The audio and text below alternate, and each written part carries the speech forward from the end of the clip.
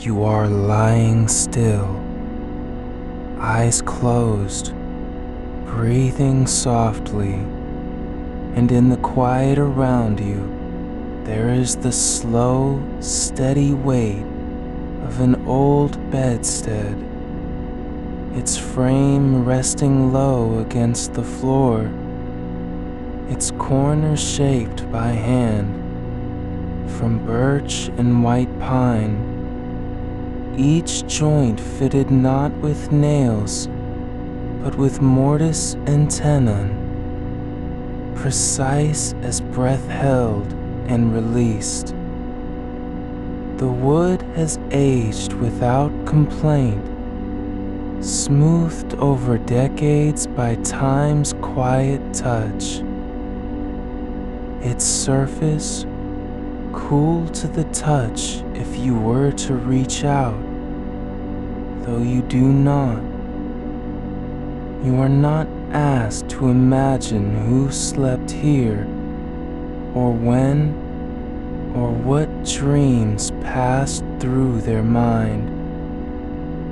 You need only feel the shape of the structure above you, the 3 fabric-covered cornices that stretch along the sides and foot, each one carved with pierced patterns, delicate as frost on glass, now hidden beneath a blue resist cotton cloth. Its large floral design faded but still present, the blooms stitched into the weave by hand, dyed not in haste but in patience. The indigo deepened over many dips, the wax resist carefully applied where the pattern must remain untouched. The fabric clings gently to the wood, glued with a mixture of animal glue and water, applied when the air was dry and the room warm, so that as it dried, it tightened like skin over bone.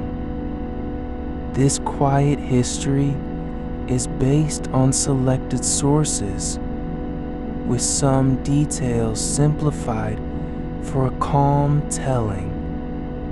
Above you, the cornices curve slightly, their carved edges turned inward, not for ornament alone, but because the curtain fabric is nailed just beneath them, along the underside of the wood, where shadows gather and dust settles. The nails are small, iron, rusted faintly with age, their heads flattened by time's slow pressure. From the backs of these curtains, small rings have been sewn in a gentle upward curve, each one threaded with fine twine, nearly invisible now, spun from flax or hemp, strong enough to bear weight but thin enough to slip through the pulley wheels embedded within the cornices themselves. These wheels are not metal, not brass, not polished. They are turned from hardwood, perhaps birch again, carved smooth by a lathe or by hand, their edges worn slightly concave where the cord has moved over and over again, year after year, in silent rhythm. The twine passes through each ring, then up into the pulley, then along the length of the cornice, its path hidden beneath the fabric, its motion silent as thought. You do not need to picture, a hand pulling it. Only that this system was designed so that by day, when light came in and the room needed air, the curtains could be drawn upward, gathering into soft folds above the bed, like clouds caught on a shelf. The cords would run along the top of each cornice, meeting perhaps at a central point near the head, where they might have been tied loosely to a wooden cleat or left hanging free, their ends tucked out of the way. At night, when the air grew colder and privacy mattered more than openness, the same cords could be eased downward, letting the fabric settle again, draping like a second skin over the bed's frame, enclosing you in warmth that was not only physical, but psychological, a quiet barrier between sleep and the world beyond. The headpiece, plain and unadorned, stands at the top of this structure, its surface pocked with nail holes, many of them arranged in straight rows, spaced evenly as breaths. These are not for the main curtains, which hang along the sides and foot, but for a removable head cloth, perhaps of linen or wool, that could be pinned or tacked in place when the nights were sharpest, drawn like a veil over the uppermost space to hold heat close, to muffle drafts from the door or chimney. That cloth is gone now, long since worn thin or repurposed into a quilt or a curtain elsewhere. But its absence leaves behind a map of its presence, a grid of small holes, each one once holding a pin, a tack, a nail that kept warmth in place.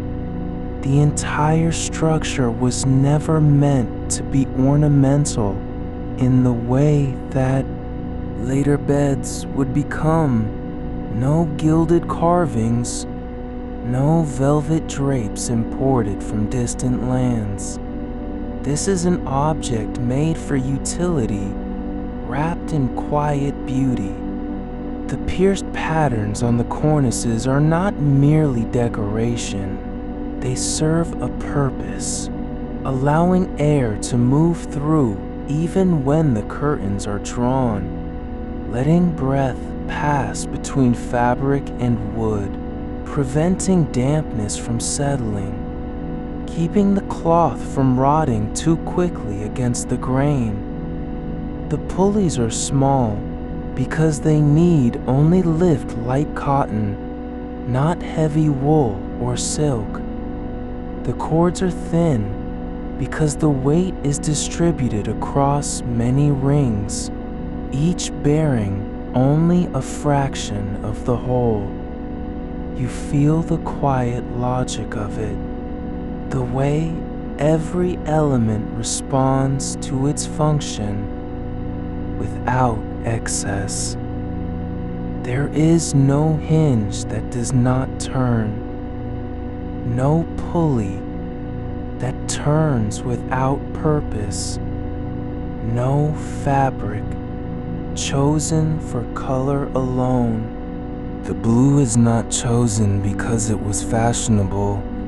It is chosen because the dye held well, because the resist technique produced a pattern that would endure washing and sunlight, because this cloth, woven by hand in homes or small workshops, was meant to last.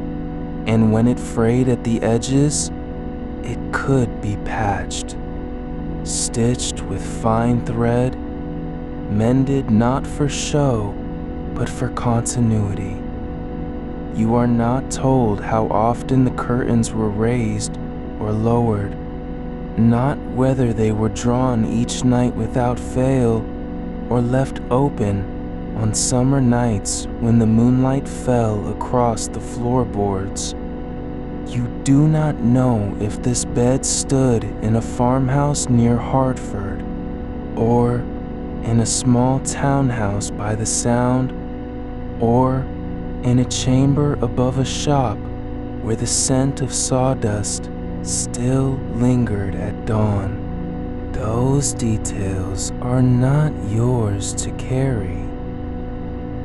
What remains is the object itself. The wood, the fabric, the pulleys, the rings, the twine.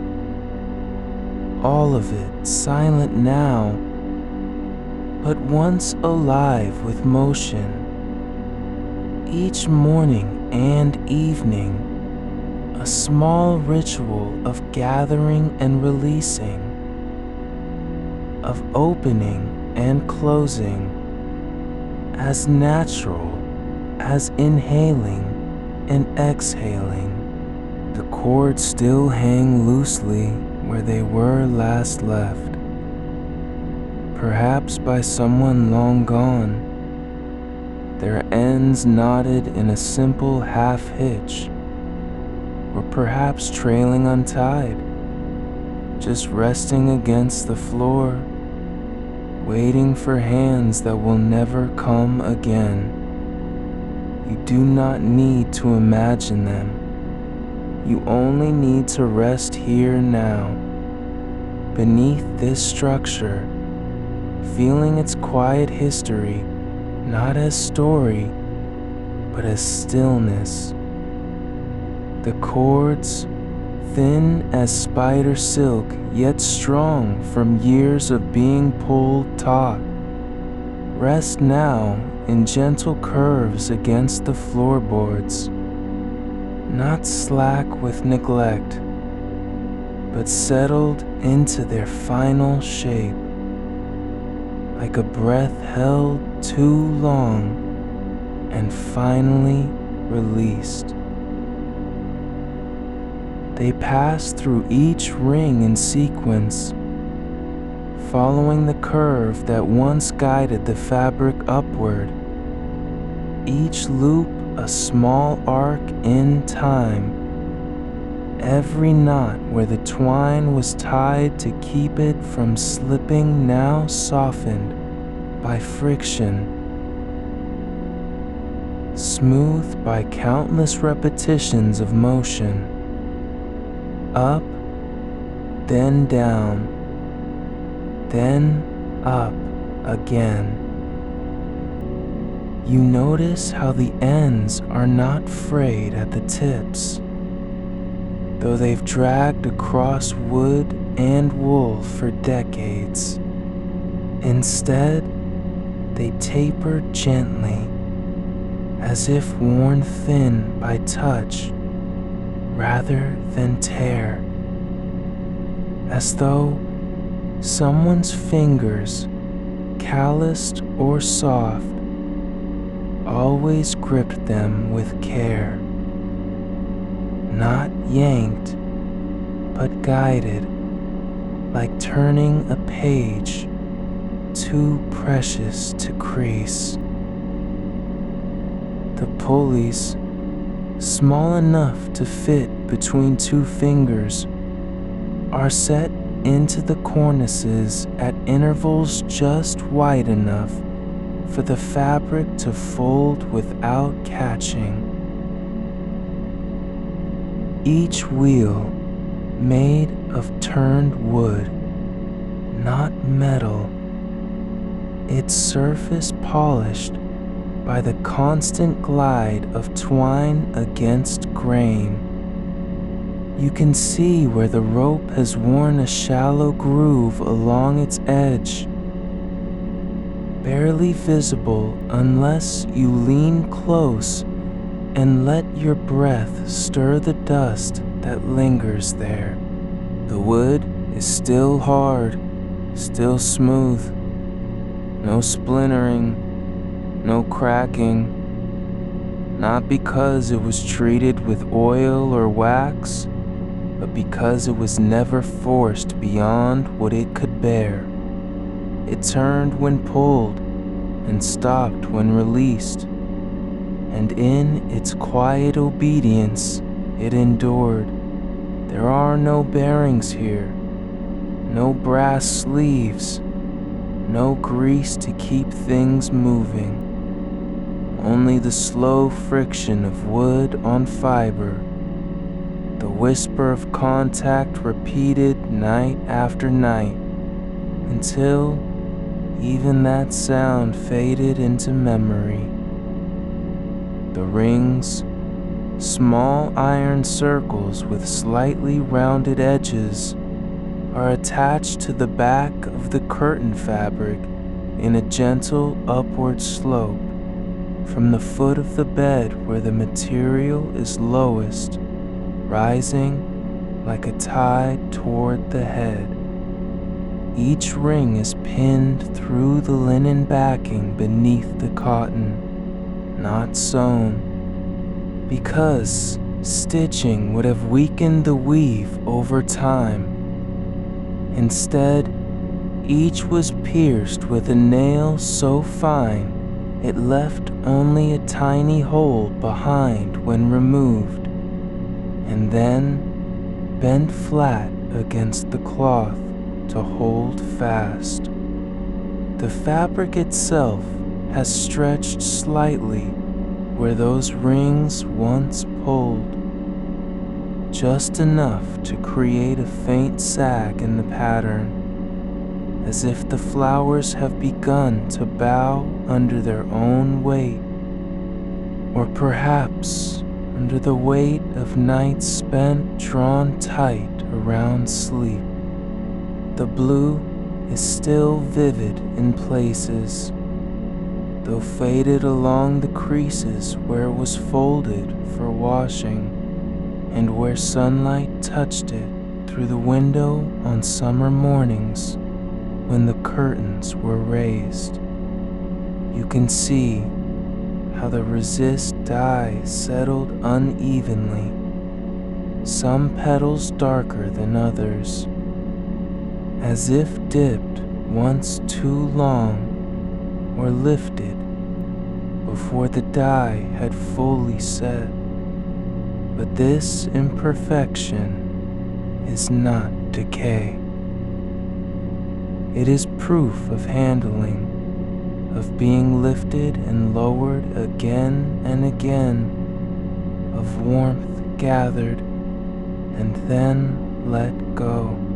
The cornices themselves are carved with pierced patterns, not the heavy scroll work of later years, but delicate lattice work, interwoven vines, small rosettes, clusters of leaves that suggest growth without ever naming it. These were cut before the fabric was glued down, so the shadows cast by moonlight or candle would fall through them onto the bed linens below, a moving lacework on cotton sheets when the curtains were drawn. The wood is birch and white pine, both soft enough to carve with hand tools, both light enough that the entire structure could be moved without help. You can trace where the chisel followed the grain in long, smooth passes and where it met resistance, leaving a slightly rougher edge, as if the maker paused once, then continued, knowing the fabric would cover it anyway. The glue holding the cloth to wood is brittle now, cracked in thin lines along the edges, but still clinging, its dark residue visible beneath the frayed hems, evidence that this was not meant to be replaced often. It was meant to stay. The headpiece's nail holes, which you noticed earlier, are arranged in a pattern that suggests the cloth once extended just beyond the frame on either side, perhaps tucked under the mattress or pinned to the wall behind, to seal off any draft from above. The spacing between them is uniform, 5 inches apart always, as if measured with a stick marked by finger widths, or perhaps a length of twine folded in equal parts. There are no extra holes, no signs of trial and error, just this one set, clean and precise, suggesting the maker knew exactly how wide that cloth needed to be, and when it was done, he never had to adjust again. You feel the silence around you deepen, not because there is less sound, but because the object itself holds its own quiet. The pulleys do not creak now. The cords do not rustle. The fabric does not shift. And yet, every element remembers motion. Every curve in the rope still carries the echo of being drawn upward. Every ring still bears the ghost of tension. Even the gaps between the carved patterns seem to hold their breath, waiting, perhaps, for hands that will never return, but waiting all the same. And so you lie here, not under this bed, not beside it, but within its presence, as if the structure has become a part of the air around you, soft and steady. The warmth it once held is gone now, but its shape remains.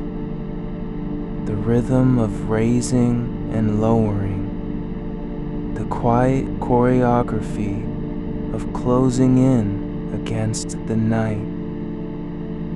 You do not need to know who slept here first. You do not need to know how many winters passed before the curtains were last drawn. You only need to rest. The cords still hang. The pulleys still wait.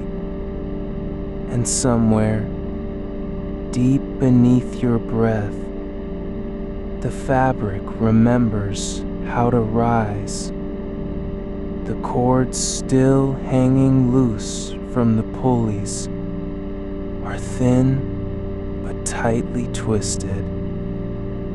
Flax or hemp, neither wool nor silk, too coarse for comfort against bare skin, yet strong enough to bear the weight of draped fabric without stretching over decades.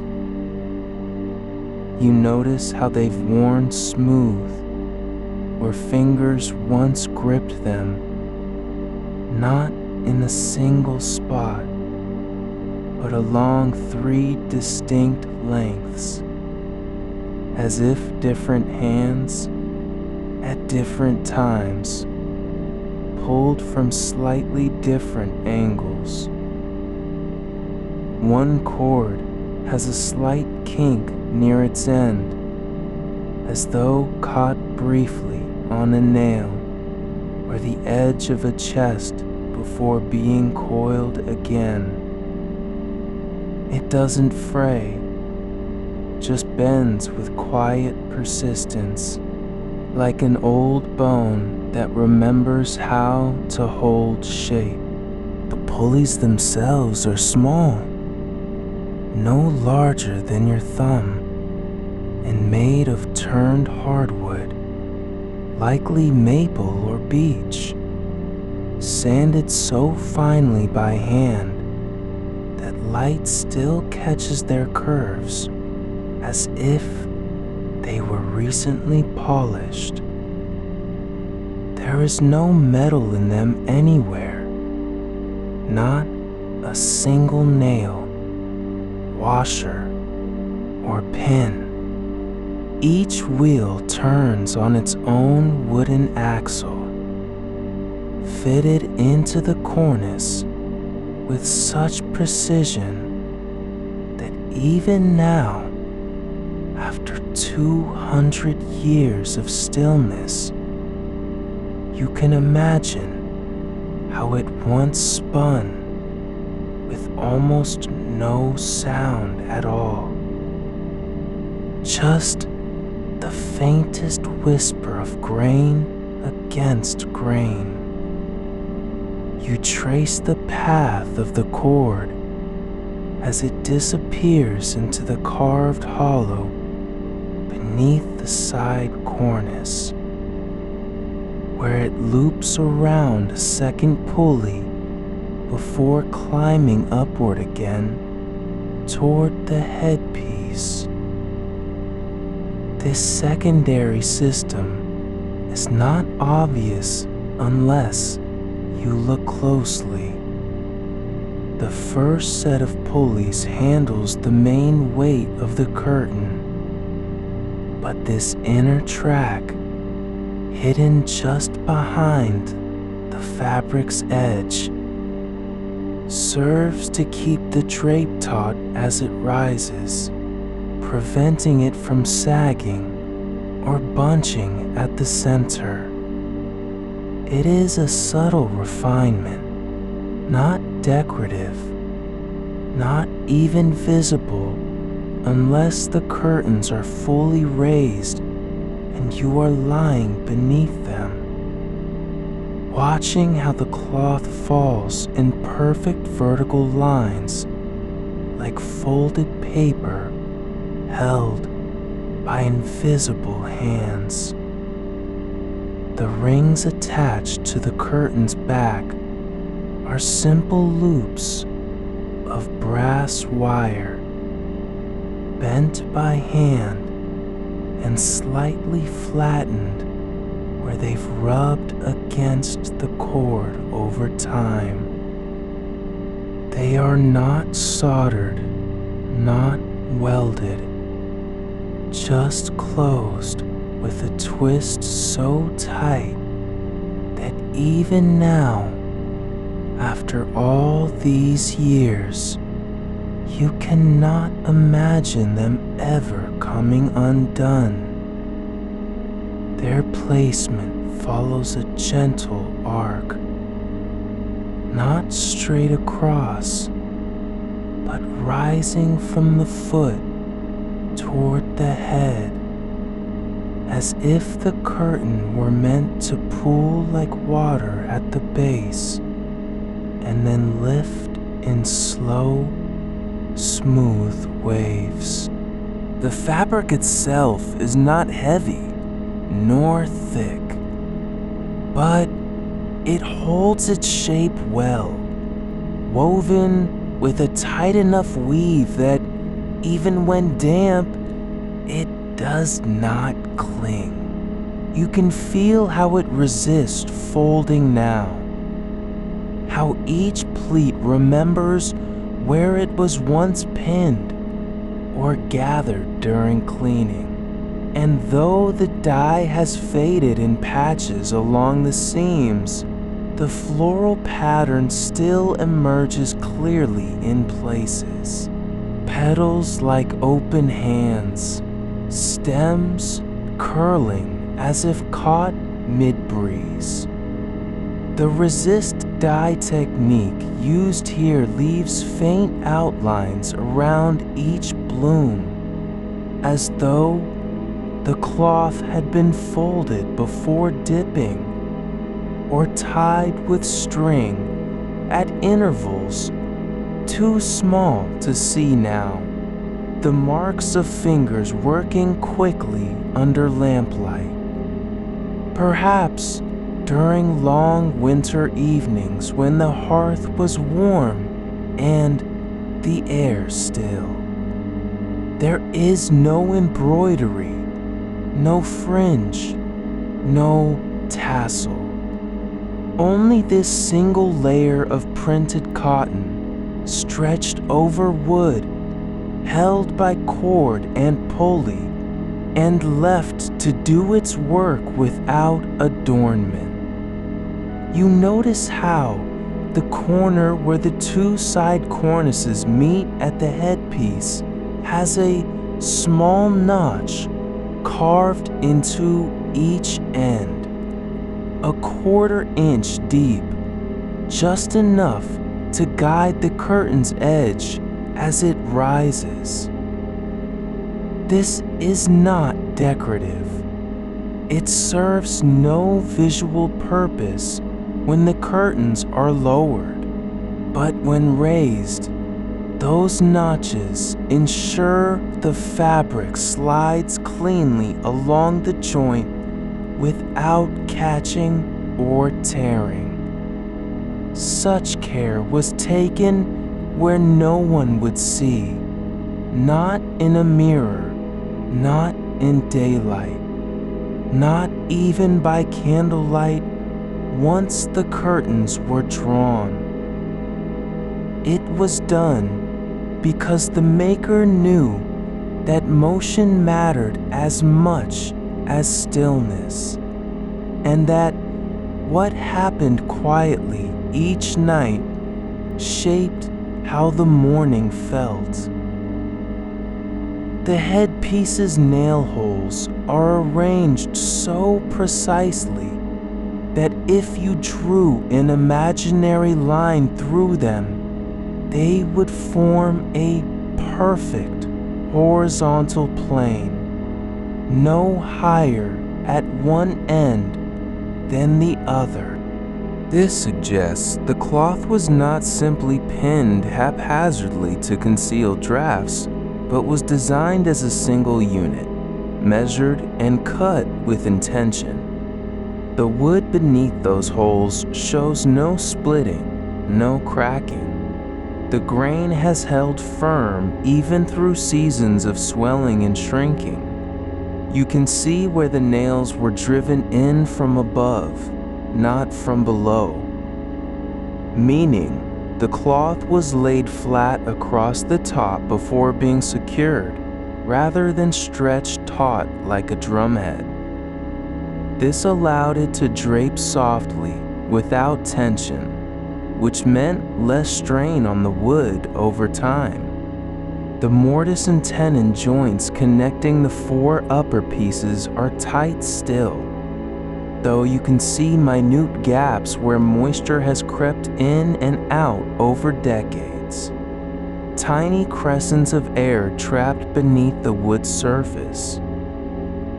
They do not rattle when moved, nor do they groan with age. Instead, they settle as if content to remain as they are, having done their job for longer than most people live.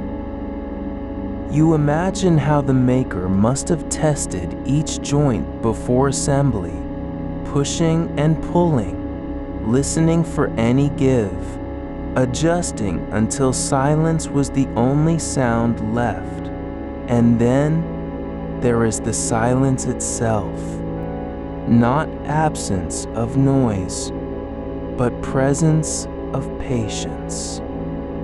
The bed does not creak because it has learned stillness. It does not rustle because its fabric has forgotten how to shift without being pulled. Even the dust that has settled over the pulleys lies flat, undisturbed, as though afraid to disturb what remains. You do not need to know who drew these curtains last. You do not need to know whether they were drawn in haste or with care, whether it was a child tugging for warmth or an old hand steadying each coil with slow fingers. What matters is that the mechanism remembers how to work, that every pulley still turns, every ring still slides, every cord still hangs as if waiting, not for someone to return, but simply to be used again. And so you lie here, not sleeping yet, but close enough to feel the quiet gather around you like a second blanket. The room holds its breath. The bed does too. And somewhere in the slow turning of time, the fabric still remembers how to rise. You feel the weight of the cords resting against your palm. Not taut, not slack, but suspended in that quiet middle ground where tension has learned to rest. The twine is neither new nor worn thin. It has settled into its role, softened by decades of slow pulling and gentle letting go. Each strand is spun from flax or perhaps hemp, dyed a muted brown, not for show, but because dye was scarce and time was cheaper than color. You trace the path where it passes through the first pulley near the footboard, the wood worn smooth in one spot, as if by countless fingertips brushing past without thought.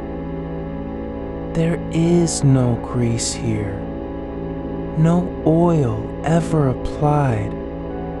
The pulley turns on dry rotation, its brass axle buried deep in the carved pine, holding firm against friction's slow work.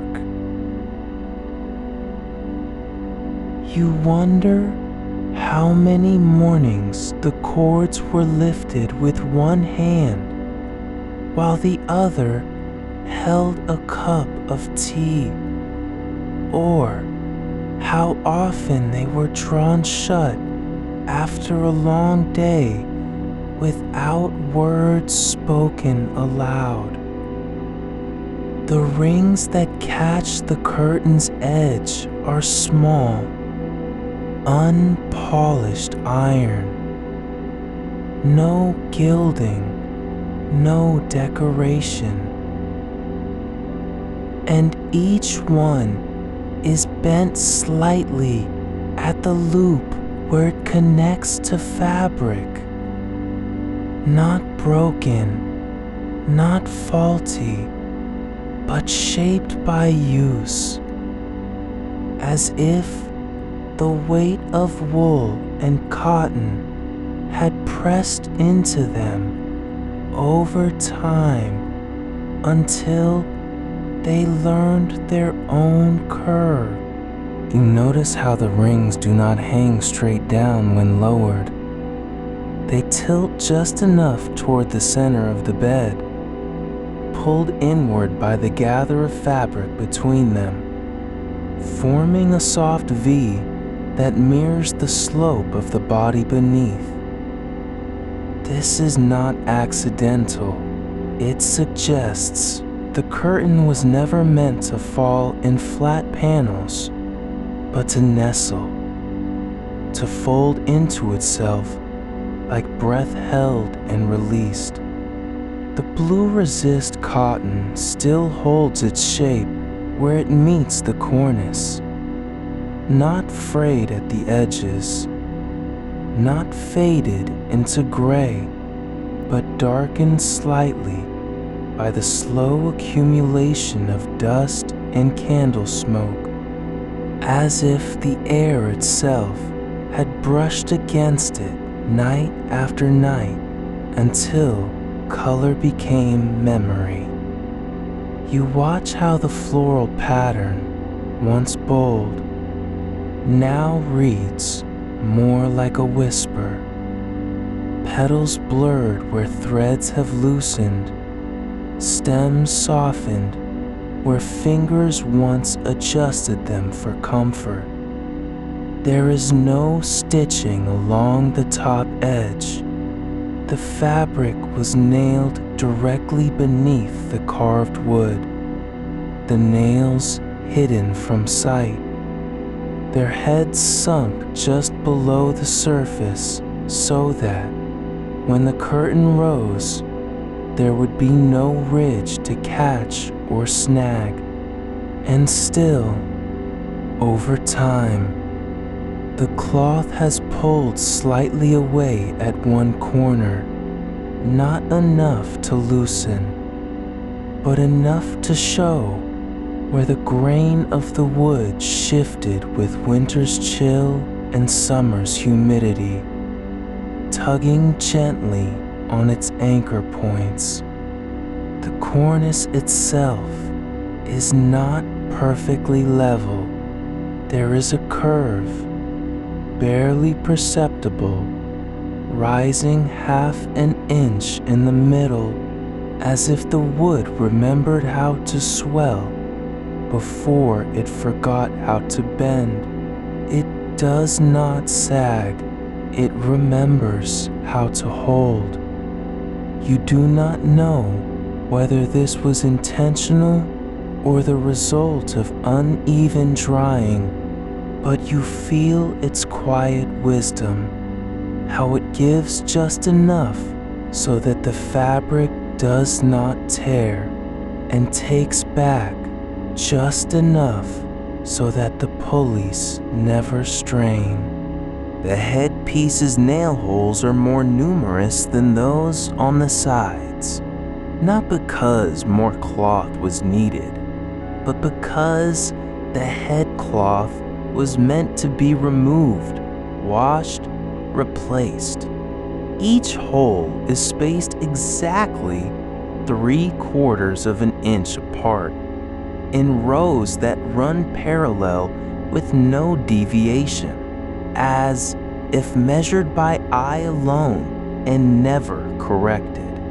There are no drill marks, no countersinks, only nail holes punched clean through. The wood around them still intact, unsplit, as though it had been taught to accept intrusion without complaint. You imagine how often this cloth was taken down, perhaps after rain seeped into the room, or after a child's fever left damp sheets behind, or simply because the maker believed that cleanliness was not luxury but rhythm, something done in quiet rotation, like turning the page of a book no one ever read aloud. And yet, even when removed, the headpiece never lost its purpose. It remained as a frame for absence, holding space for what would return. The cords still hang from their final knots at the footboard, coiled loosely over a small wooden peg. No latch, no lock, just a smooth curve of birch worn concave by repeated winding. You trace its shape with your mind. How many times it has been pulled tight, then released, each time returning to this same resting place like a breath held and let go again. There is no dust on the peg itself, only the faintest sheen where fingers have brushed past it over and over, smoothing what was rough, softening what was sharp. The pulleys do not sing when moved.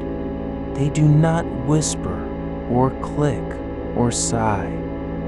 They simply turn with the slow certainty of seasons changing without announcement. You imagine how the first person to use this bed must have tested each one, pulling gently at first, then more firmly, watching how the fabric responded, adjusting the tension until the rise was smooth and the fall was quiet. There would have been no tools for fine-tuning, no screwdrivers, no wrenches, only hands and patience. And still, it works. Still, after 200 years of silence and movement, the system remembers its own grammar. The way cord must pass through ring, how pulley must align with weight, how fabric must be neither too loose nor too tight, but just enough to fold without resistance. You do not know if this was made for a bride or a widow or a traveler who never stayed long. You do not know whether the person who last drew these curtains wept while doing so, or smiled, or simply sighed and turned away. What matters 'tis that the mechanism still holds its shape, not because it was built to endure, but because it was made with care for things unseen. And now, here, in this room, in this quiet hour, you feel it waiting, not for your hands, not for your body, but for the same stillness it has known all along. The air is cool against your skin. The bed does not ask you to sleep. It only offers its silence. And you, lying here, begin to move toward it, not by will, but by letting go. The cords, still resting on that worn peg, have no end in sight, not because they are infinite, but because their length was measured only by need, not by design. You can feel how each strand has settled into its own curve, as if the fibers themselves remember every pull, every pause, every slow release when the room grew dark and still. There's no fraying at the tips, no unraveling from tension or time, only a soft thickening where fingers have held them too long in the dim light of evening, gripping not for strength, but for comfort, as one might hold the edge of a blanket before surrendering to sleep. The pulleys, embedded deep within the carved cornices, do not catch or stick. They turn with the same rhythm that once guided the hands of someone who never rushed the night.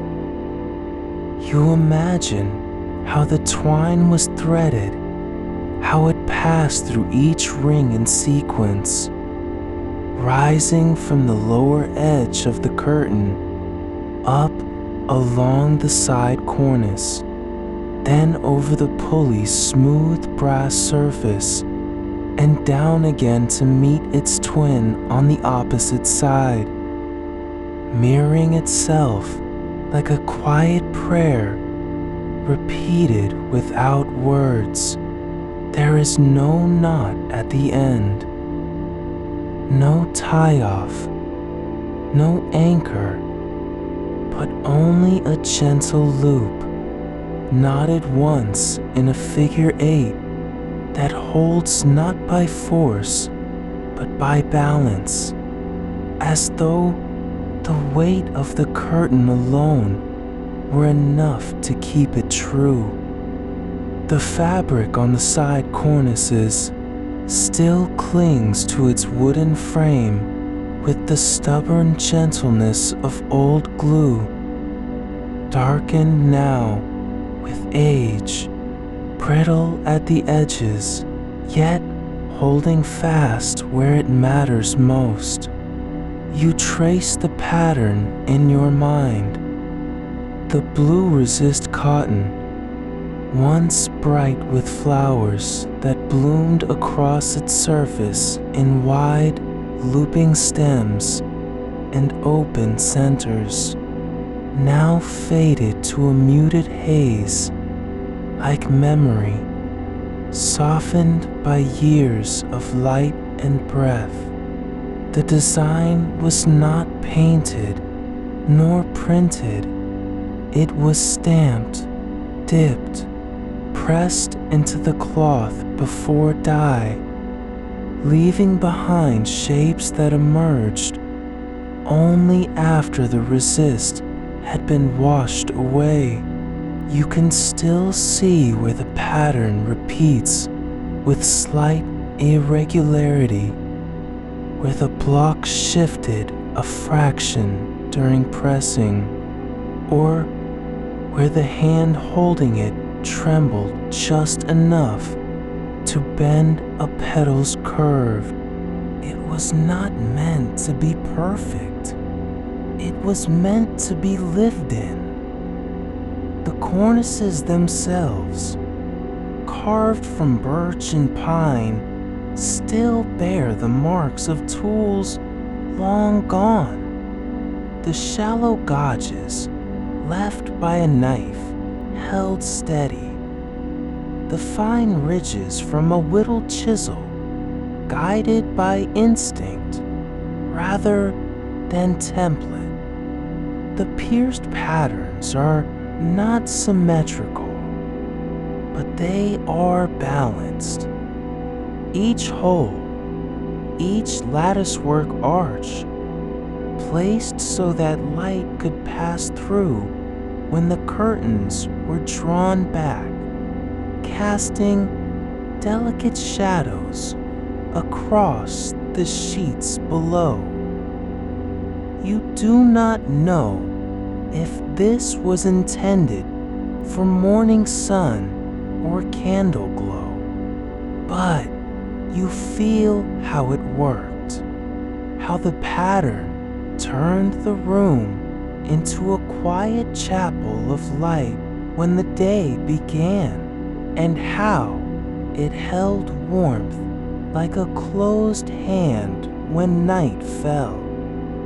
The headpiece remains bare now, its nail holes empty, its surface smooth with the absence of cloth.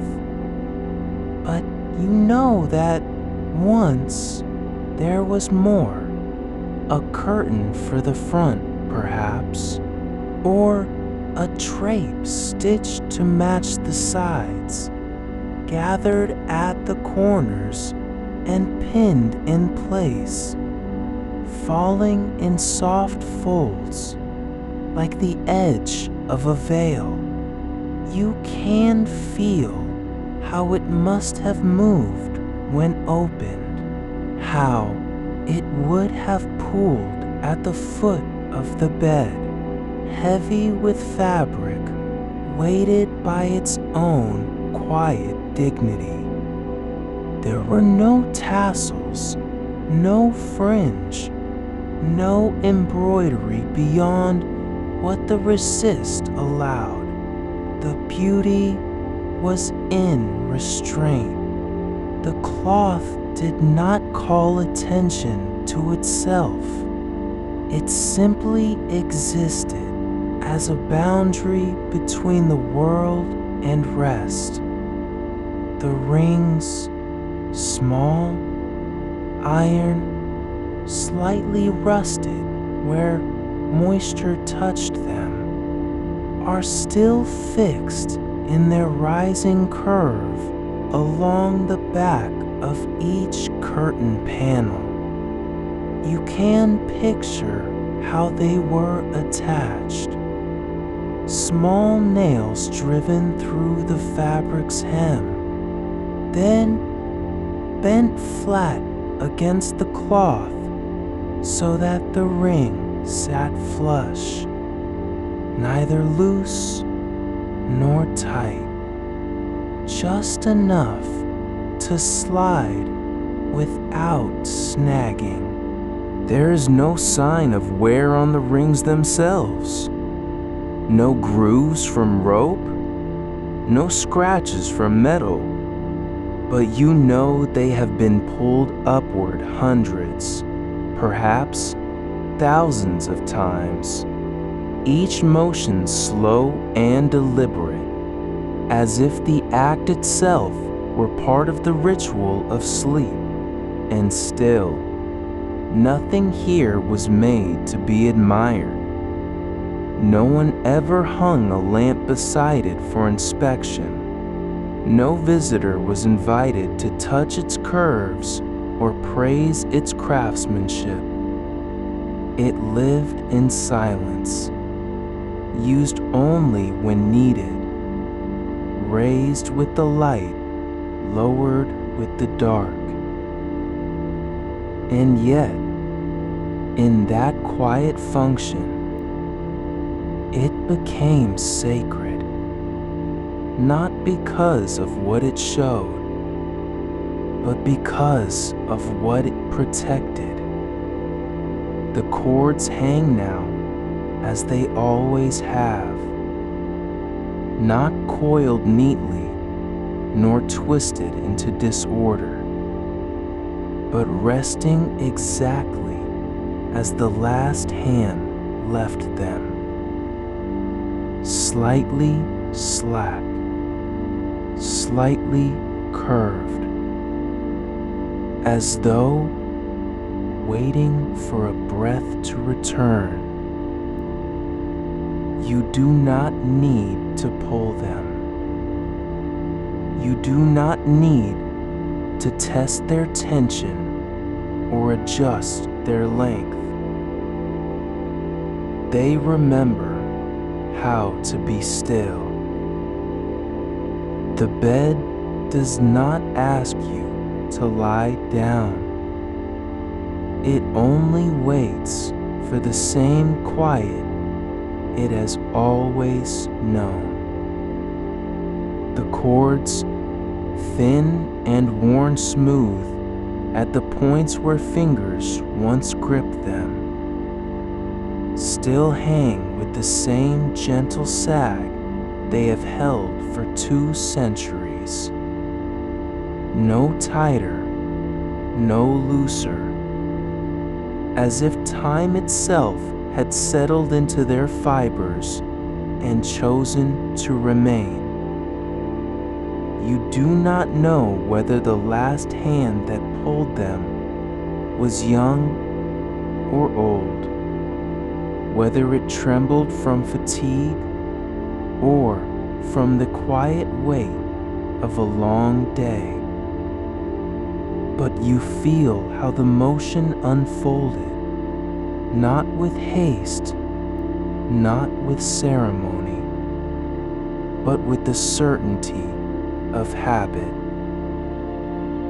Each tug would have been slight, just enough to lift the fabric an inch, then another, until the curtains began to gather like breath held and slowly released. The pulleys, small and unadorned, turned without sound. No squeak, no creak, because they were oiled once, perhaps, with rendered tallow or beeswax from a hive kept near the kitchen, and never touched again after that. Their metal has darkened with age, not from rust, but from the slow accumulation of dust, of air, of stillness. You can see how the rope passes through each wheel with just enough clearance to glide, yet not so much that it slips sideways or frays against the wood.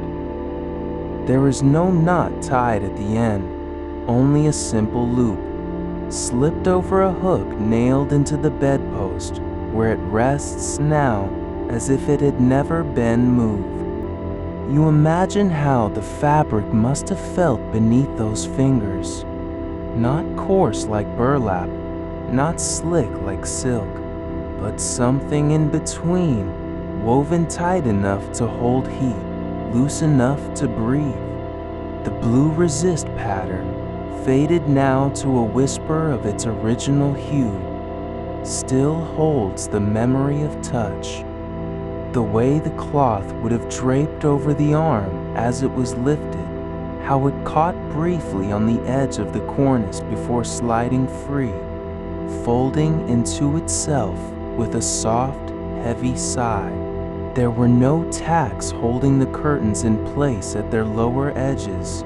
They simply fell, weighted by their own thickness, pulling gently along the bed's frame, brushing against the woolen blanket beneath, never quite touching the floor.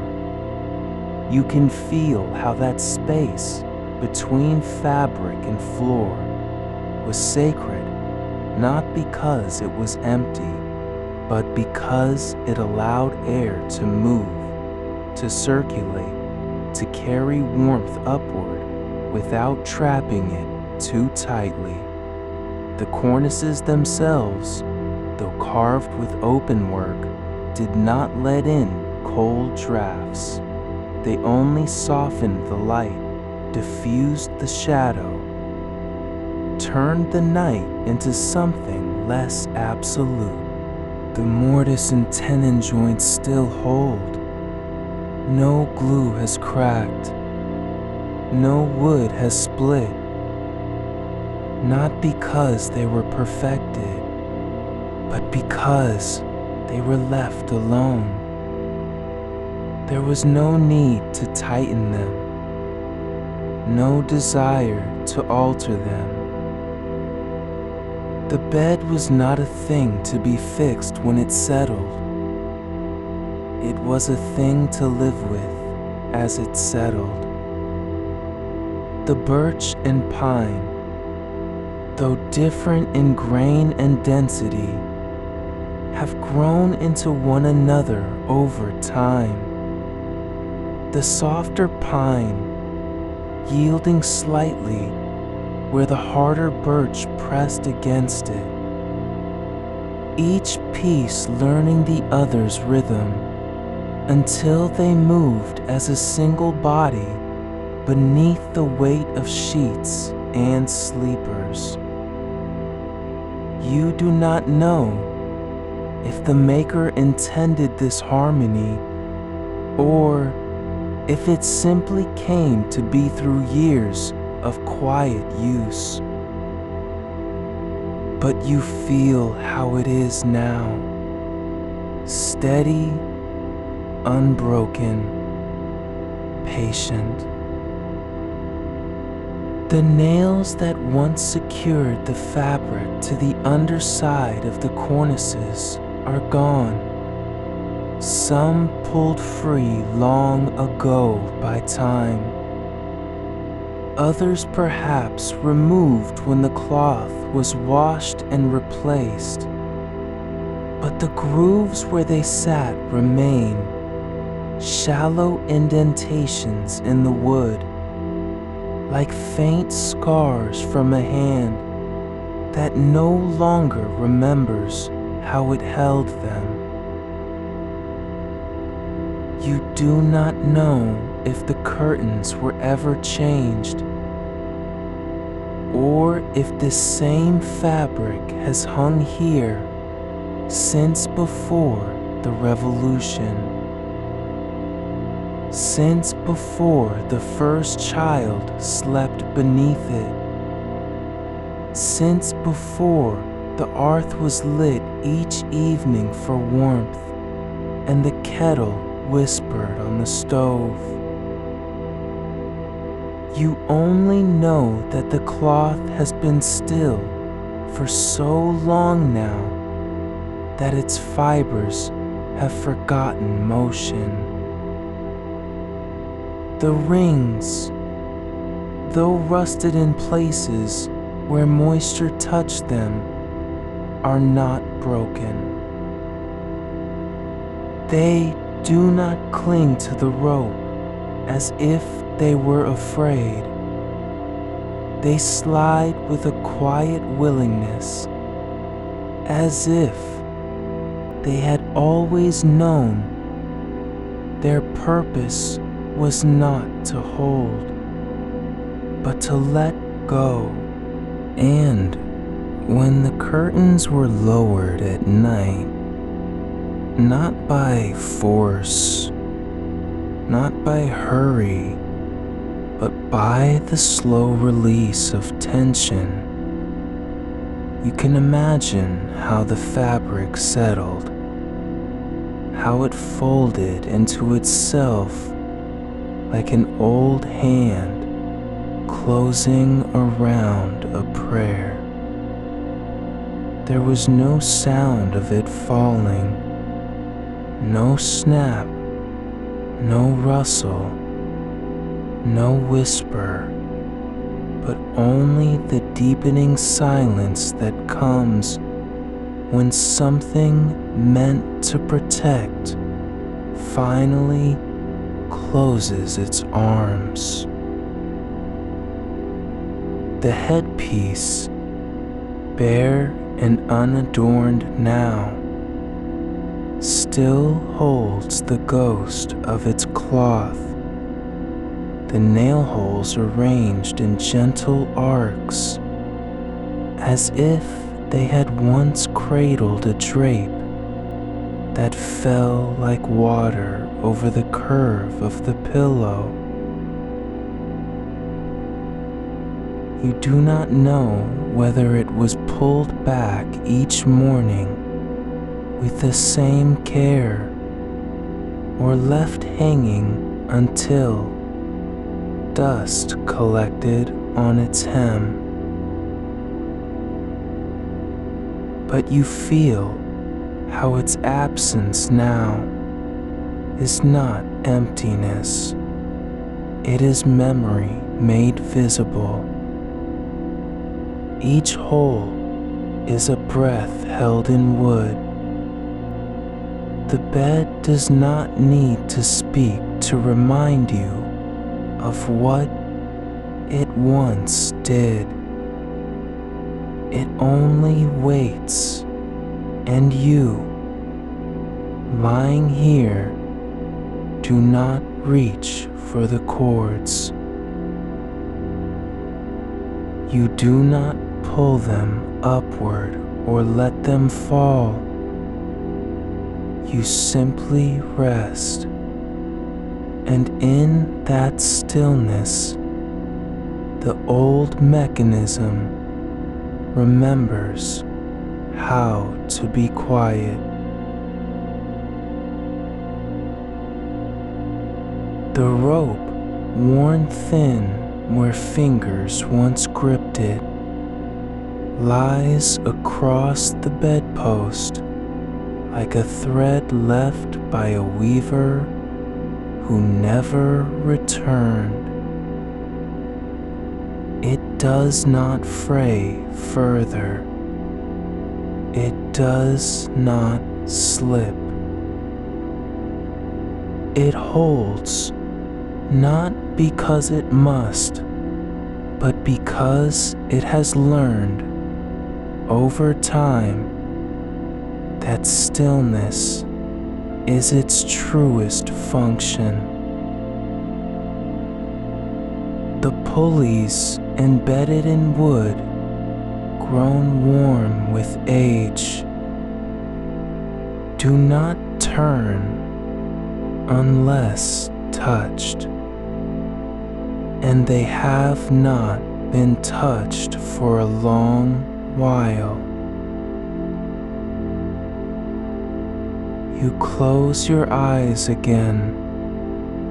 The room does not shift. The bed does not stir. The fabric does not move.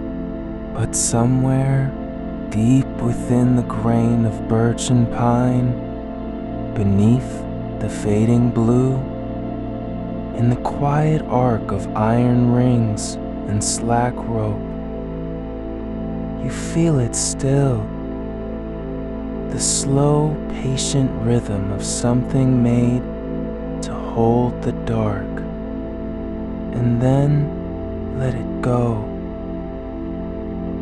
The rope slack now, but still whole, curves gently over the edge of the bedpost, not drooping, not sagging, but resting as though it had learned to hold itself without tension.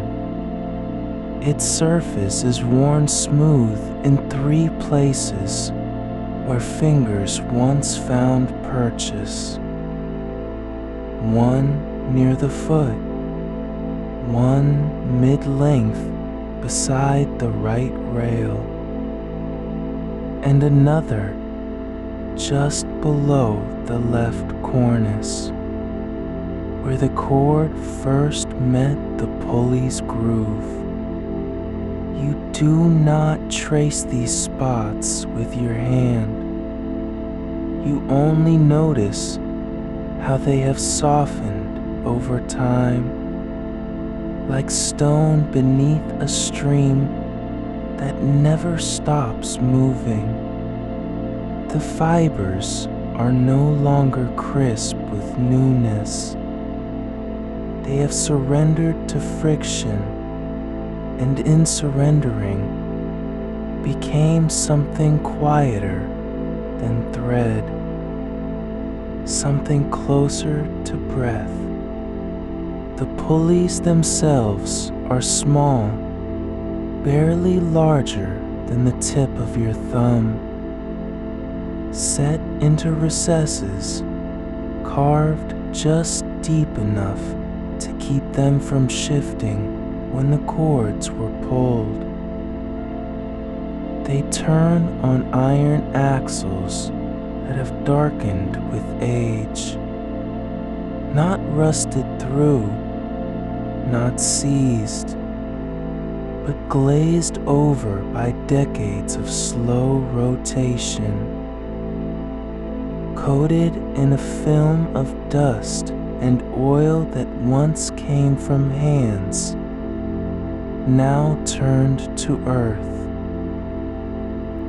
The wheel rims are slightly beveled, as if carved with care to reduce resistance, so the fabric might rise without protest. There is no ornament on them, no embellishment, no maker's mark, but their shape suggests an understanding. Motion must be gentle when it moves what holds sleep.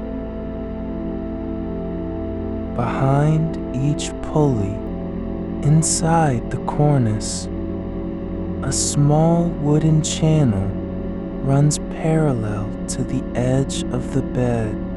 It is not deep, not more than half an inch, and its walls are smoothed by the constant passage of cord.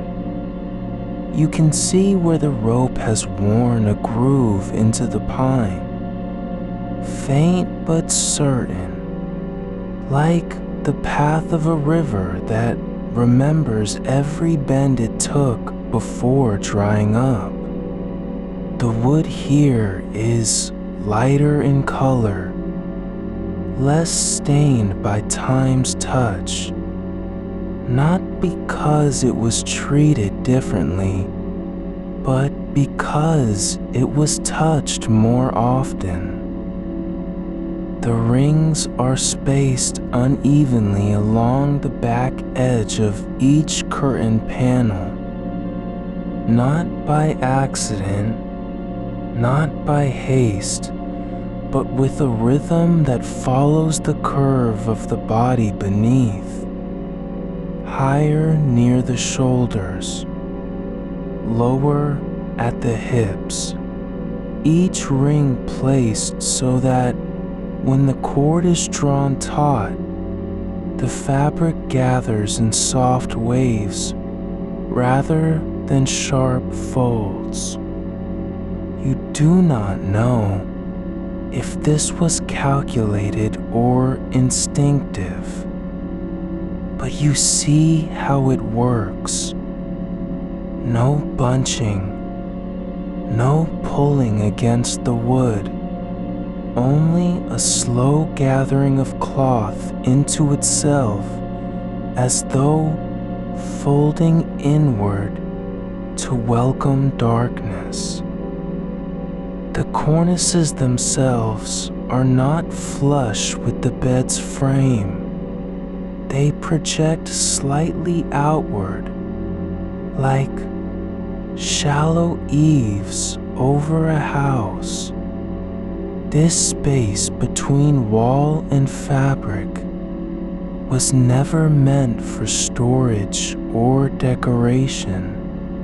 It exists simply so that when the curtains fall, they do not cling to the posts or scrape against the wood.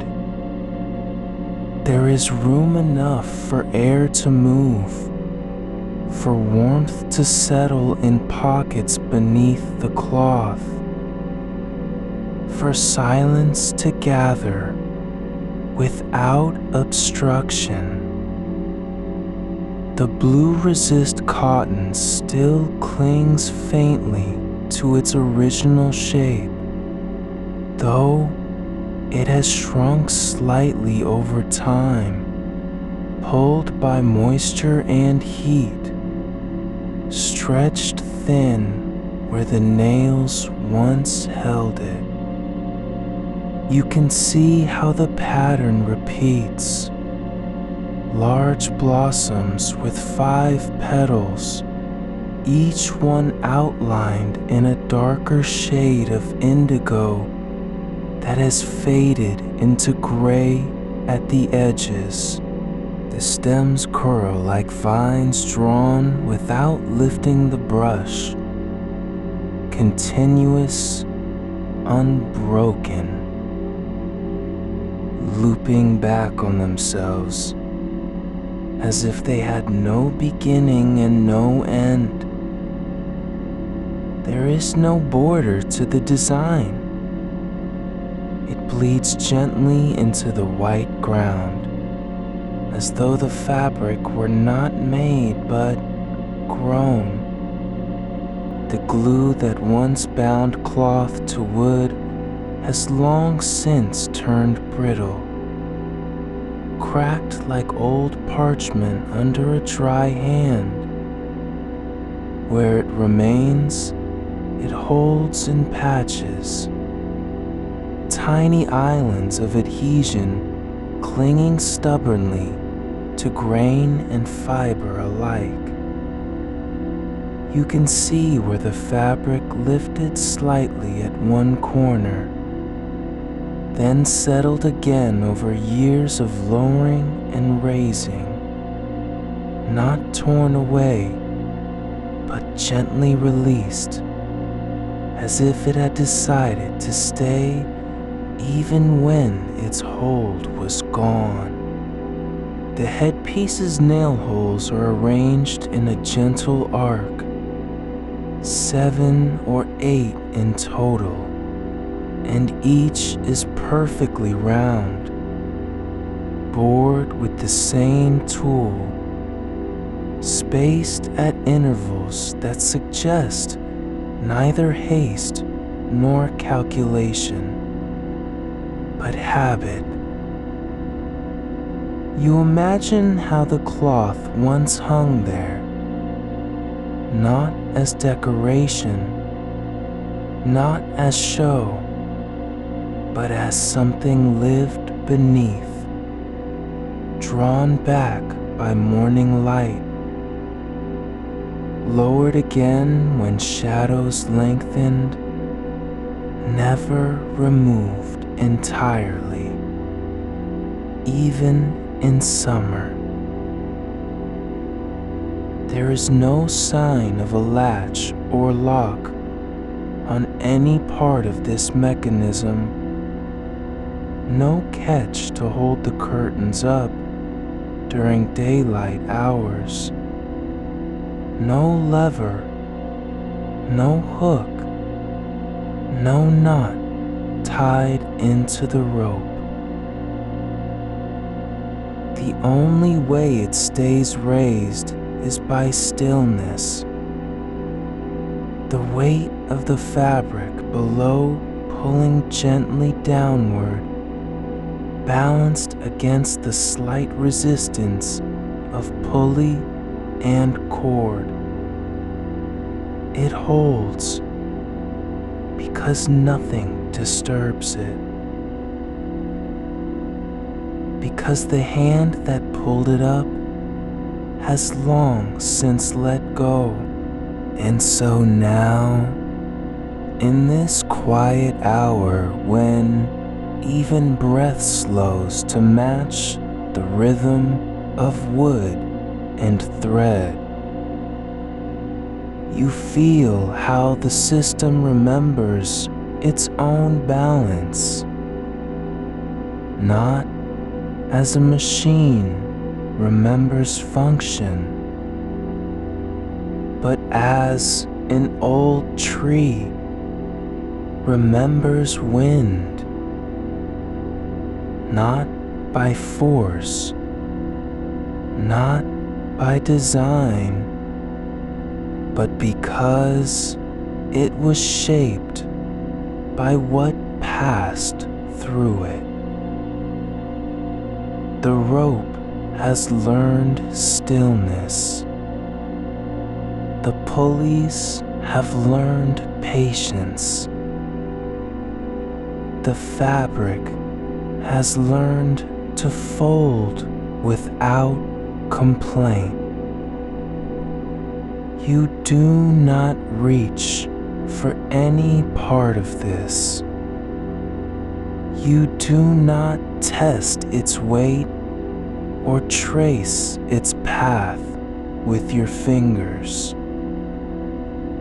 You only lie here and let the silence between each breath grow longer than the last, until even thought softens into shadow, until the body becomes a kind of rest, and the bed in all its quiet parts holds you not as something owned, but as something held gently by time itself. The cord does not move. The rings do not shift. The cornices breathe with the room's slow rise and fall. And somewhere in the hollow behind the headboard, beneath the dust that has settled like snow on a winter roof, the last thread of this old system still waits. Not for you to pull it, but simply for you to be here, quiet enough to hear how softly it remembers. The rope, thin as a spider's thread, after all these years, still runs true through the pulley at the foot cornice. No fraying, no knot, no slack. It has not been cut, nor untied, nor replaced. It simply remains. You can see how it dips slightly where it passes over the brass finished wheel, worn smooth by countless lifts and lowers. Each motion a whisper against wood. The pulley itself is not ornate, no scrollwork, no gilding, but its rim has been turned with care, so that the rope glides without catching, without friction that might fray the fibers or tug the fabric askew. There is no wax on it now, no oil to ease its turn, only dust, fine as pollen, settled in the grooves where metal meets wood. You do not touch it. You only know it is there, resting in the quiet between breaths, waiting for a hand that will never come again. The rings along the curtain's edge are small, each no larger than your thumb's nail, made of iron that has darkened into a deep, even gray. No rust, no flaking, just the slow absorption of air and time. They are spaced in a gentle curve, following the natural fall of the fabric as it would drape over the body beneath. You can imagine how they once moved, not with haste, but with rhythm, as the cord was drawn upward, each ring lifting in sequence, like beads on a string pulled through water. There is no shine left to them, no gleam of new metal, only the quiet weight of age, the same way an old stone holds warmth long after the sun has gone. The fabric beneath the cornices still clings in places where the nails were driven deep,